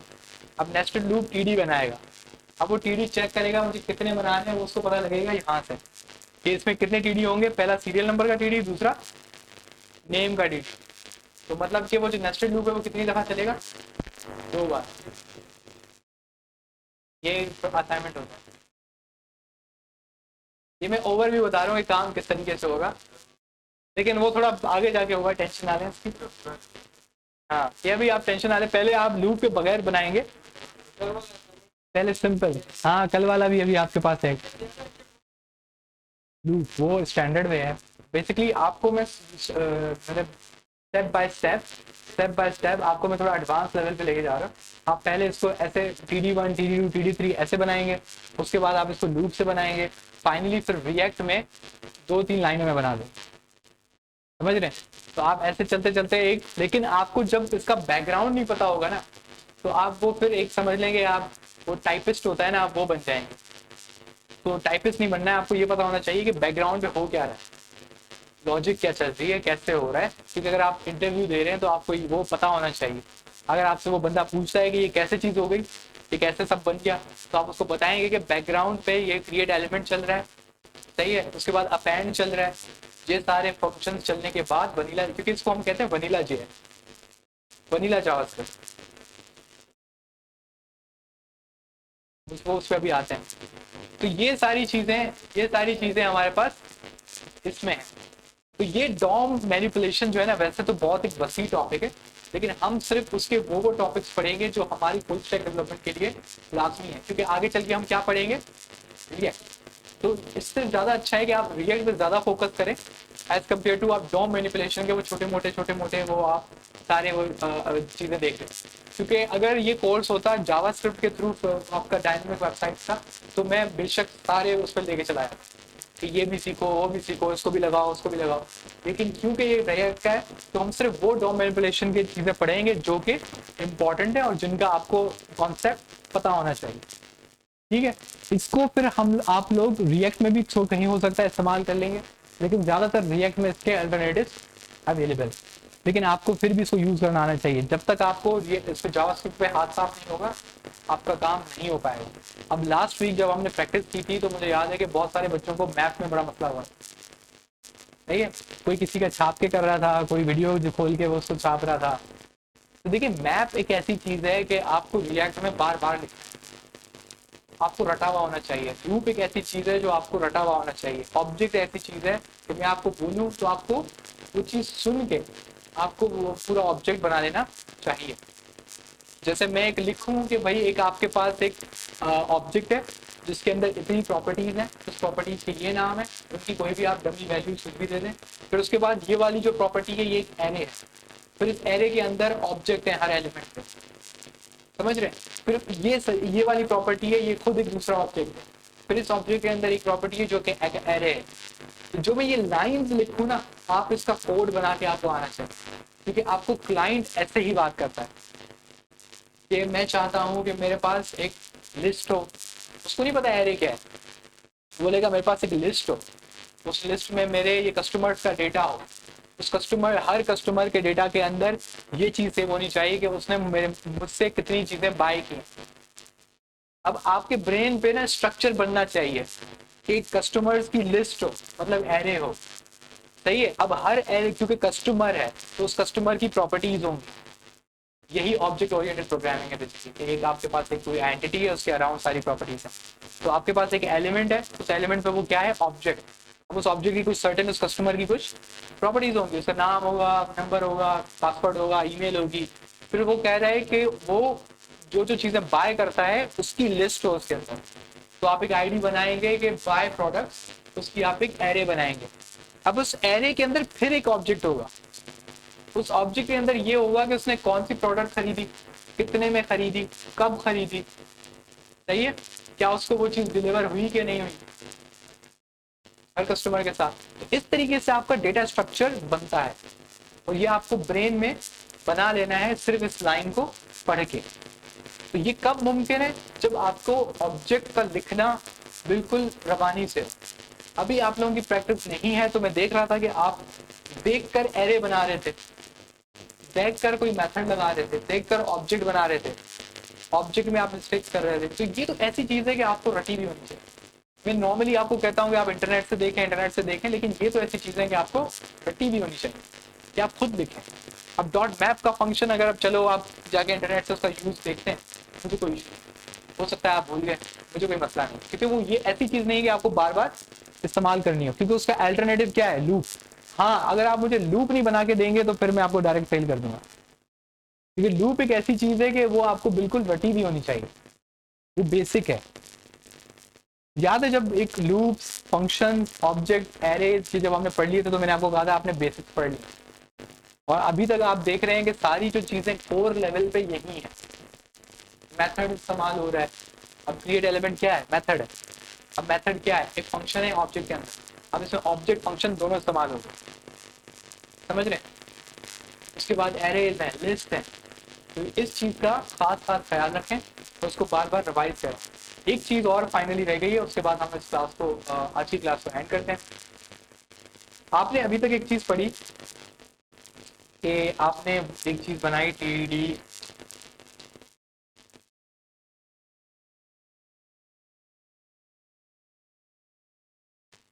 क्या करें, हमारे लिए सोचते ही नहीं।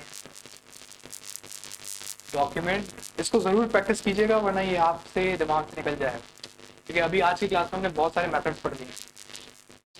क्रिएट एलिमेंट, सही है, मैं इसको कहता हूँ डिव।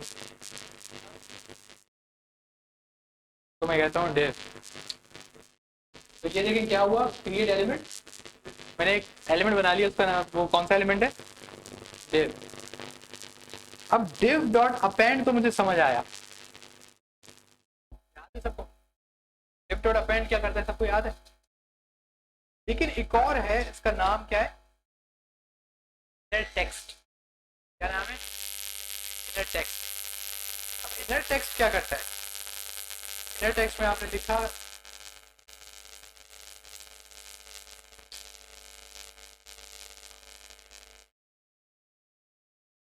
क्या एरर दे रहा है, हाँ अच्छा, अब क्या हुआ है,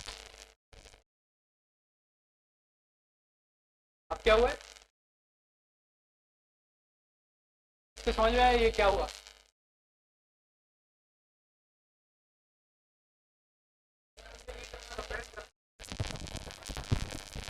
पहला जो अपेंड और इनर टेक्स्ट का फर्क आपको समझ आया, वो ये था कि जो अपेंड है वो एक फंक्शन है, पैरेंथेसिस लेता है और पैरेंथेसिस में डेटा लेता है। दूसरा आपको अभी समझ आया कि जो इनर टेक्स्ट है वो बेसिकली क्या है, एक प्रॉपर्टी है, प्रॉपर्टी है जिसके अंदर आप क्या सेव करवा रहे हो, एक स्ट्रिंग। प्रॉपर्टी है एक वेरिएबल है, ऑब्जेक्ट के अंदर जो वेरिएबल्स होते हैं उन्हीं को हम उसको ऑब्जेक्ट की प्रॉपर्टीज कहते हैं। तो ये div में क्या फर्क आया, अगर हम div को देखें तो इसने काम कौन सा किया है, वही अपेंड वाला, आप समझ आ रही है, इसने काम कौन सा किया है, अपेंड वाला। इसका काम भी सिर्फ ये है, लेकिन ये स्पेसिफिक आपका एक मेथड है जो सिर्फ क्या अपेंड कराता है, टेक्स्ट। सिर्फ क्या अपेंड कराता है, टेक्स्ट। लेकिन इसकी ना एक खास बात और है, अगर यहाँ पे फर्ज करें मैं बनाता हूँ, सॉरी ये यहाँ पे मैंने बनाया एक स्पैन, स्पैन में मैंने दिस इज स्पैन, यहाँ पे मैंने इसको आईडी दे दी स्पैन, ठीक है, ये सब लोड ये लिख के आगे क्या, यहाँ पे मैं आता हूँ, मैं कहता हूँ document dot gate element by ID span, तो हमें ये वाला स्पैन मिल गया है, तब बिल्कुल सही काम किया। अब मैं इसमें कॉल करता हूँ डॉट इनर टेक्स्ट, तो आपको क्या रिटर्न हुआ, वाला टेक्स्ट। ये काम अपेंड नहीं कर सकता था। इससे क्या मतलब है कि एक आपके पास एलिमेंट बना हुआ है, उसके अंदर कोई टेक्स्ट लिखी हुई है, आप चाहते हो कि मुझे वो टेक्स्ट मिल जाए, समझ रहे हैं, तो वो आप कैसे निकलवा सकते हैं, इनर टेक्स्ट। समझ आ रही है, मतलब एचटीएमएल का पहले ही कोई टैग बना हुआ है, उसके अंदर कोई आपके पास कोई चीज है, आपको वो चीज वो आपका टेक्स्ट निकलवानी है, तो आप क्या इस्तेमाल कर सकते हैं, इनर टेक्स्ट। लेकिन ये जुगाड़ है कि आप इसको इस्तेमाल कर सकते हैं उसकी टेक्स्ट चेंज करने के लिए। अब जैसे कि यहाँ पे क्या लिखा हुआ है, दिस इज स्पैन, अब मैं कहता हूँ inner text equals to this is not span, तो यहाँ पे क्या आ गया, इसमें अब आपको एक और बात पता लगी कि जब आप अपेंड करते थे तो वो हमेशा उसके नीचे अपेंड होता था, लेकिन यहाँ पे जब आपने चेंज किया तो वो पूरी की पूरी ओवरराइड हो गई, पूरा लाइन चेंज हो गई। सबसे पहला आपने चीज पढ़ी, अपेंड और इनर टेक्स्ट में क्या फर्क है, कि अपेंड एक फंक्शन है, इनर टेक्स्ट एक वेरिएबल है या एक प्रॉपर्टी है, इसमें हमें इक्वल्स टू लगाने की जरूरत है। दूसरी चीज हमने ये पढ़ी कि इनर टेक्स्ट जो भी आपके एलिमेंट के अंदर चीज दिखती हुई है उसका टेक्स्ट निकाल के ला सकता है। तीसरी चीज आपने ये पढ़ी कि ये एक ओवरराइड की तरह इस्तेमाल करता है, कि HTML की जो भी टैग के अंदर जो भी टेक्स्ट लिखी हुई है उसको कंप्लीटली बदल देगा। अगर हम इसको थोड़ा और वाज़ेह करें तो हम कुछ और ही लिख देते हैं, हेलो, तो दिस इज स्पैन की जगह क्या आ गया, हेलो वर्ल्ड। लेकिन अगर आप यहाँ पे देखें तो मैंने क्या लिखा हुआ है, मतलब HTML में आपने दिस इज स्पैन लिखा हुआ है, लेकिन यहाँ पे मुझे दिख क्या रहा है, हेलो वर्ल्ड। इसका मतलब है कि आप डायनेमिकली इनफोर्स कर रहे हैं कि जो HTML में जो स्टैटिकली लिखा है तो उसको भी बदल सकता है, समझ रहे हैं। जावास्क्रिप्ट इसका मतलब है कि आपके HTML के पर है उससे ज्यादा पावरफुल है। वो नीचे जो भी लिखा हुआ है वो उसको बिल्कुल डिसरिगार्ड कर सकती है, हटा सकती है। ऐसा नहीं है कि अगर आपने HTML में कोई चीज़ हार्ड कोड की हुई है तो आप उसको नहीं हटा सकते, नहीं, जावास्क्रिप्ट के थ्रू आप उसको हटा सकते हैं। हर HTML का टैग जावास्क्रिप्ट के थ्रू आप एक्सेस कर सकते हैं और उसकी प्रॉपर्टीज को तब्दील कर सकते हैं। उसके अंदर जो भी चीज़ लिखी हुई है उसको वो आप उसमें तब्दीली भी ला सकते हैं। ठीक है, तो ये आज की क्लास के कुछ आपके पास मेथड्स हैं जो कि किससे रिलेटेड है, डॉम मैनिपुलेशन। अभी आपको इतनी चीज़ें आती हैं कि आप घर जाएं और एक टेबल बनाने की कोशिश करें। ठीक है, आज के वीक का ये असाइनमेंट नहीं है, आज की वीक का असाइनमेंट वो है जो कल दिया गया था। सही है, तो आप गूगल क्लासरूम में जाइएगा, वो आपको वहाँ पे दिख जाएगा और आपको ये भी दिख जाएगा कि आपने लास्ट वाले कौन कौन से असाइनमेंट किए। कल नेक्स्ट वीक में मैं इस चीज़ की चेकिंग करूँगा क्योंकि मुझे बेसिक्स ऑफ जावास्क्रिप्ट को मुझे समअप करना है, मैंने उसके असाइनमेंट दे दिए। ठीक है, और मुझे आगे रिपोर्ट देनी है कि मैंने ये हो गया और किस किसने कितना कितना काम किया। कौन सी वाली? मुझे ना आपकी बात बता दिया करो, साथ याद ही रहता। नहीं, मैंने की थी यार।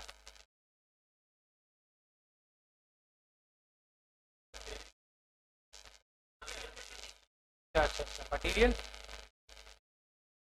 जावास्क्रिप्ट